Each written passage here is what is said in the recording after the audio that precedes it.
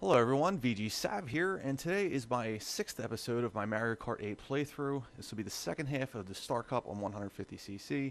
The first track you'll be watching here is Electrodrome, which I have to believe is a poor Japanese translation and probably supposed to be Electrodome. However, there is an R in there, and so it's pronounced Electrodrome for now at least. And the second map will be Mount Wario. This commentary is going to be a little different than my previous 5 episodes because Mount Wario is a different kind of map. Um, Mount Wario does not have laps. It has 2 checkpoints to make up for 3 laps, and it, it's going to be hard for me to do. Basically I'd have to talk you through the whole thing, and I'm just not going to do that. Basically because I haven't played it enough to really know all the turns. Most maps I race around it 3 times, so I know them pretty well. Mount Wario, if I've played it 10 times, I've only gone around it 10 times. Whereas if I played a normal map 10 times, I've gone around it 30 times.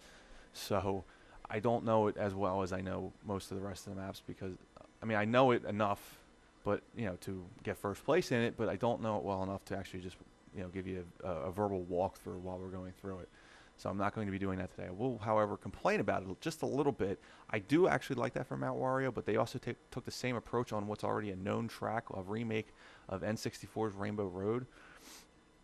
And I don't like the fact that they did that. I understand that it was one of the biggest maps they've ever created, one of the biggest tracks they've ever created.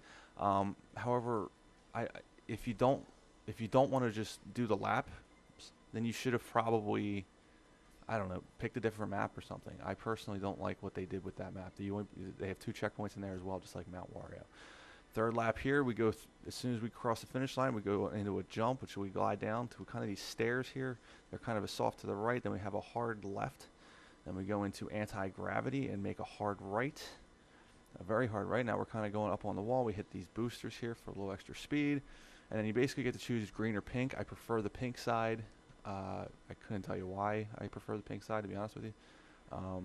Then you have a soft right, and then a hard right, and then a hard left with a booster, which I screwed up. And like I said in my previous video, you're going to see me screwing up a lot in these videos. Then we're kind of making a hard right here. I hit a banana peel. This is pathetic driving. I am going to pull out a win, believe it or not. Down these steps actually make noise as you're going down them into a jump. I spin out again. How am I going to pull off first place here? I have no clue. But all of a sudden, after this hard left, I get the boost and first place. Very exciting finish there. Very, very, very poor driving, and I apologize for that. Back to what I was saying, and I'm probably just going, like I said, I'm just going to take this commentary right into the end. I'm not going to be able to give you much of a walkthrough of Mount Wario. They took they didn't take the longest map because I believe Wario Stadium from N64 was actually longer than the N64 Rainbow Road. However, everybody utilized the glitch shortcut in Wario Stadium, so nobody actually went around the track 3 times. They just they just hit the they hit the shortcut, and you were done in a minute and a half. So I'm pretty sure other than that, the Rainbow Road from N64 was the longest track they ever made. But I don't like that they gave you no option. You basically, they threw the checkpoints in, and that's all you can do. You can do the checkpoints 1, 2, 3, and by the time you hit the finish line, the race is over. I don't really like that. Like I said, for Mount Wario, there's really no way to unless they want to throw a cannon at the bottom of it for you to do any more laps. So once you get to the bottom, that's it. Part of me, the Mario Kart purist says,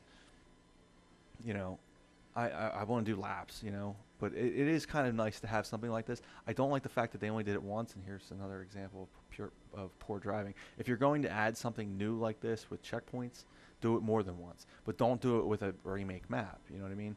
And which would a remake map that you can actually physically have, you can physically have laps. Which brings me to another point. Some of the remake maps, and like I said, I'll get into them starting episode 9, or start getting the remake maps. I don't really like. They didn't really choose the best maps, in my opinion. There's really. I feel like I don't know. They could have picked better maps for the remake maps. There was really none in there that screamed favorite to me. I never really liked.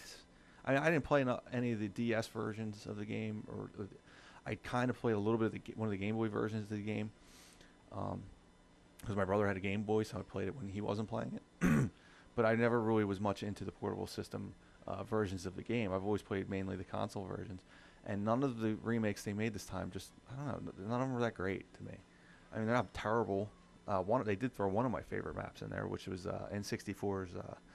Was it Princess Peach Raceway or Peach Raceway or something like that? I forget exactly what it's called. That was a fantastic map, and that was one of my favorites, and I was glad to see that. Outside of that, I mean, they kind of screwed Donkey Kong over a lot. They didn't make a Donkey Kong map. They did make one Donkey Kong remake map, but I believe it was from the very last game that they made, from Mario Kart 7.